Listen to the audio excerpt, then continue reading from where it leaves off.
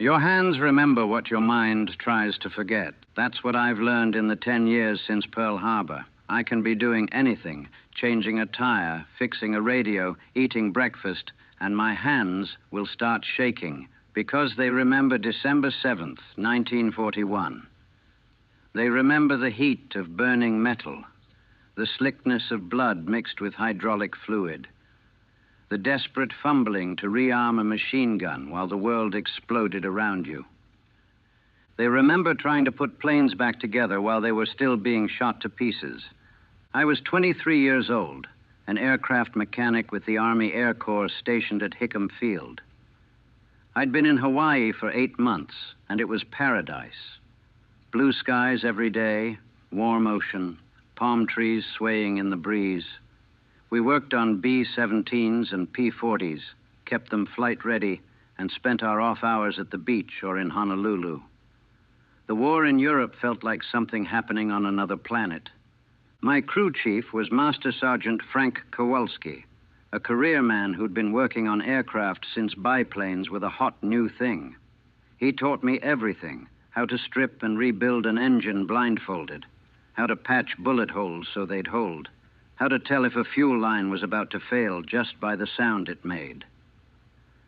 Frank could diagnose a mechanical problem by listening to an engine for 30 seconds. Best damn mechanic I ever knew. We had a good crew. 6 of us assigned to the same hangar. There was Jimmy Chen from San Francisco, barely 18, smallest guy in the unit, but could squeeze into engine compartments nobody else could reach. Bobby Martinez from Texas, always cracking jokes, could rewire an electrical system faster than anyone. Tom Sullivan from Boston, red-headed Irish kid with a temper and magic hands with hydraulics. Eddie Morrison from Michigan, quiet guy who could precision weld in his sleep. And me, Danny Cooper from Ohio, general mechanic, jack of all trades. We'd been working late Saturday night, December 6th, doing maintenance on a P-40 that had thrown a cylinder. Finished around midnight, headed back to the barracks. Bobby wanted to go into town, but the rest of us were beat. We played cards for an hour, shot the shit about baseball and girls and whether we'd get Christmas leave. Normal stuff. The kind of stuff you'd forget immediately, except that it was the last normal night of our lives. Sunday morning, I slept in. Didn't have duty until 0800, and I was enjoying the extra rest. The barracks were quiet, most guys still asleep or getting breakfast. Peaceful. The kind of peaceful that makes you think the world is a safe, predictable place. I was wrong about that. Dead wrong. The first explosion brought me straight up out of bed. Not fully awake, not understanding what I was hearing, but knowing on some animal level that something was terribly wrong. It was 7:55 in the morning. More explosions followed, rapid succession. The building shook. Dust rained down from the ceiling. Men were yelling, confused, scared. Someone shouted, "Earthquake!" But I knew better. I'd heard ordnance detonate before. This wasn't natural. I pulled on my pants and boots, no shirt, and ran outside with a dozen other guys. The sky was full of planes, low, coming in fast. And for just a second, my stupid brain thought it was some kind of exercise, a drill we hadn't been told about. Then I saw the red circles on the wings. JAPS, somebody screamed. The Japs are bombing us. The harbor was already burning. I could see the battleships, massive plumes of black smoke rising into that perfect blue sky. Flames shooting hundreds of feet in the air. And the sound. Jesus, the sound. Explosions rolling like thunder, aircraft engines screaming, anti-aircraft guns starting to bark, and underneath it all, this low rumbling roar like the earth itself was angry. I ran toward the hangars. Didn't think about it, just ran. The planes were my responsibility. That's what my brain latched onto. Get to the planes, get them in the air. Do your job. The fact that Japanese bombers were actively trying to kill me hadn't quite registered yet. The hangar row was chaos. 3 of our hangars were already hit, burning, collapsing, planes inside them destroyed. Japanese fighters were making strafing runs down the flight line, their machine guns tearing up everything. Men were running in every direction, some toward cover, some toward the armory, some toward the planes. I saw Frank Kowalski at Hangar 15 waving frantically. "Cooper, get your ass over here!" I sprinted across open ground while bullets kicked up dirt around my feet. A Zero screamed past, so low I could see the pilot's face. He was young, probably my age. He was trying to kill me, and he looked just as scared as I felt. Made it to the hangar. Frank grabbed my shoulder. "We got 4 P-40s that are flyable. We need to get them armed and fueled now. Pilots are suiting up." 4 planes. We had 4 planes that could get off the ground, and we were being attacked by what looked like the entire Japanese Air Force. "Where's the rest of the crew?" I shouted over the noise. Frank's face went dark.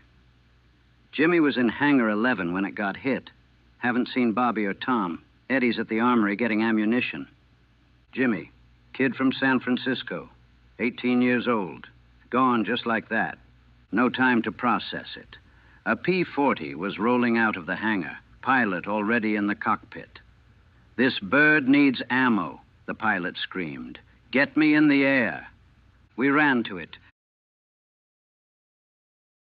Rearming a plane normally takes 15 to 20 minutes with a full crew working carefully. We had maybe 3 minutes before the next wave of Japanese planes came around for another pass. And there were only 3 of us, me, Frank, and a kid from another crew whose name I never learned. The ammunition belts for the .50 caliber machine guns weighed about 50 pounds each. You had to feed them into the wings carefully, make sure they seated properly, or the guns would jam. Normally, you'd be methodical, take your time. We were throwing them in like we were loading a truck. My hands were shaking so bad I could barely work the mechanisms, kept dropping things, kept looking up at the sky, waiting for a Zero to spot us and light us up. The pilot was revving the engine, screaming at us to hurry. Frank's hands weren't shaking. 20 years in the service, and he worked like he was doing a routine inspection. Calm, focused. That steadied me. I forced myself to breathe, to concentrate. We got the ammo loaded. The kid ran to pull the chocks while Frank and I slammed the access panels closed. Didn't have time to properly secure them, just got them shut. The pilot didn't wait. He throttled up and tore down the taxiway while we were still 10 feet from the plane. He got airborne. 1 plane against dozens.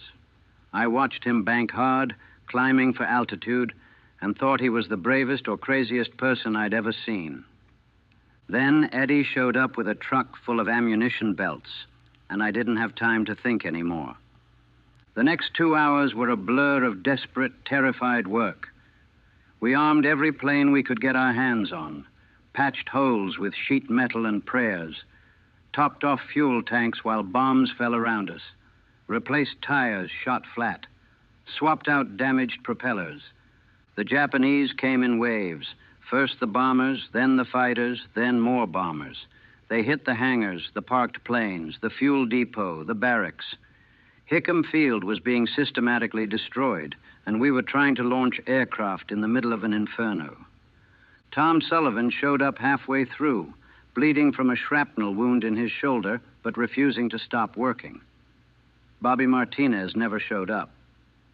We found out later he'd been killed running toward the hangars. Took a bomb fragment to the chest, dead before he hit the ground. A Zero strafed our hangar while we were working on a P-40. The bullets walked up the fuselage, through the cockpit, and into the engine. Destroyed in seconds. The plane we'd just spent 15 minutes getting ready to fly, gone. The pilot who'd been about to climb in was lying on the ground next to me, screaming, half his legs shot off. I tried to help him, tried to stop the bleeding with my hands, but there was so much blood. It just kept coming, kept pumping out with every heartbeat. He looked at me, this young lieutenant whose name I didn't know, and he said, "Mom," like a question. like he was confused about where he was. Then he died, right there in my arms, his blood all over my hands and chest, and I didn't even know his name. Frank pulled me away. He's gone, Danny. We got more birds to prep. Come on. I got up. My hands were red and sticky. I wiped them on my pants. What else could I do? And went back to work. Went back to loading guns and patching holes and trying to get planes in the air. You go numb after a while. You have to. The horror becomes background noise. The explosions, the screaming, the burning, the dying. It all just becomes the environment you're working in. Like fixing a car in a noisy shop. You tune it out and focus on the job. That's what you tell yourself anyway. That you tuned it out. But you didn't. Your brain recorded every second. Every smell, every sound, every image. It just filed it away for later. For all those nights when you'd wake up gasping, drowning in memories. The second wave hit around 8:50. We'd managed to get 6 more planes armed and fueled, got them in the air, 6 planes, against an enemy that had brought over 300 aircraft to Pearl Harbor that morning. But those 6 planes fought like demons. We could see them dogfighting with the Zeros, could hear their guns chattering. One of them got a kill. We saw the Japanese plane go down trailing smoke. The handful of guys still alive on the ground cheered. It felt like the first small victory in an endless disaster. We kept working. Eddie had organized a chain of guys ferrying ammunition from the armory to the flight line.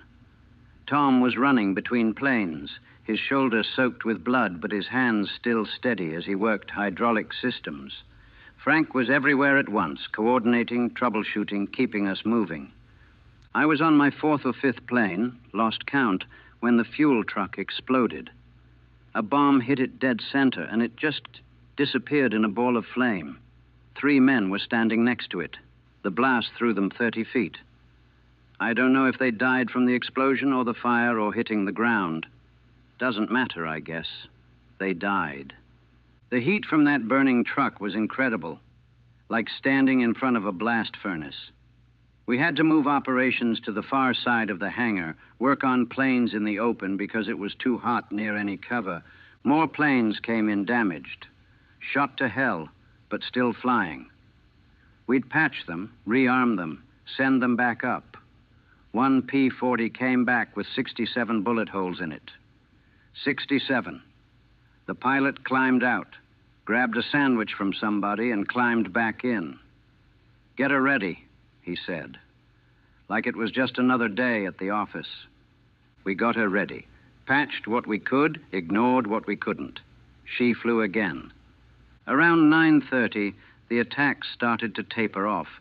The Japanese were leaving. The second wave was heading back to their carriers. And we just stood there, in the smoke and fire and wreckage, trying to understand what had just happened. The harbor was burning. The battleships, the Arizona, the Oklahoma, the West Virginia, destroyed or sinking. Hickam Field was a junkyard of twisted metal and shattered concrete. Bodies everywhere, some covered with tarps or jackets, most just lying where they fell. We'd started the morning with over 100 aircraft. Now we had maybe a dozen that could fly. Maybe. Frank sat down on a tire, his face black with smoke, his hands bleeding from a dozen small cuts. He looked at me and said, "We did good, Cooper. Got birds in the air. Did our job." I nodded. Couldn't speak. My throat was raw from smoke and screaming. My hands wouldn't stop shaking. I could still feel that pilot's blood on my skin, sticky and drying in the sun. We did our job. Yeah. We did our job while our friends died, while our base burned, while our country got sucker punched by an enemy we thought was too far away to matter. We did our job, and it hadn't been enough. Nothing we did that day was enough. The all clear sounded around 10 a.m. The attack was over. Now came the aftermath. They put us to work immediately, recovering bodies, fighting fires, searching the wreckage for survivors, salvaging what equipment we could. The job never stopped. It just changed from repairing planes to recovering the dead. I found Bobby Martinez in the wreckage of Hangar 13, or what was left of him. The bomb that hit the hangar there wasn't much to find. Just enough to identify him by his dog tags and a tattoo on his forearm. He'd gotten it in Honolulu a month earlier, an eagle holding a wrench. Thought it was the coolest thing in the world. I threw up. Right there next to Bobby's remains, I bent over and vomited until there was nothing left but bile and my stomach trying to crawl up my throat. Someone patted my back. Someone else handed me water. Nobody said anything. What was there to say? We found Jimmy Chen in what was left of Hangar 11. He was intact, at least. Looked like he was sleeping, except for the unnatural angle of his neck. Probably died instantly when the building collapsed. Small mercy, I guess. Better than burning or bleeding out. By afternoon, we had rows of bodies covered with whatever we could find. Canvas, tarps, jackets, sheets. The medics and corpsmen were overwhelmed. The hospital was full, overflowing. Men were dying for lack of medical care because there weren't enough doctors, enough supplies, enough anything. And I worked until I literally couldn't stand anymore, just collapsed next to a burned-out truck, my body shutting down. Tom Sullivan found me there, pulled me to my feet. "Come on, Danny. We got bunks set up. Get some rest." "Can't," I said. "More work to..."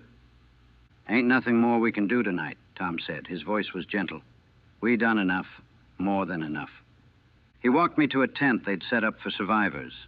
Cots laid out in rows, men lying there staring at nothing. Some crying, some sleeping the sleep of total exhaustion, some just empty.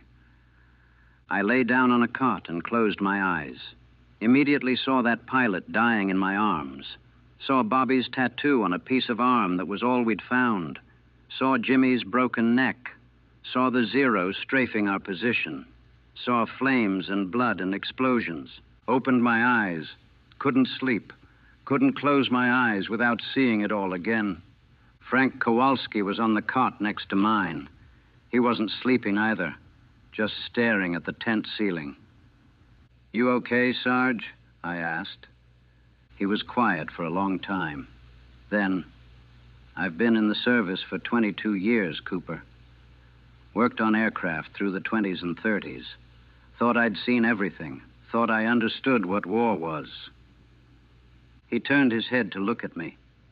His eyes were red, whether from smoke or tears I couldn't tell.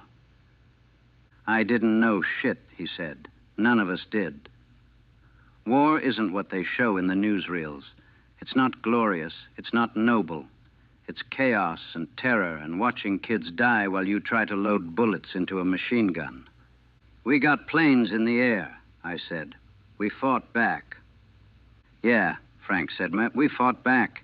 And tomorrow we'll do it again, and the day after that. But Danny, this morning, what we saw, that's with us forever. That doesn't go away." He was right. I knew he was right. But I didn't want to believe it.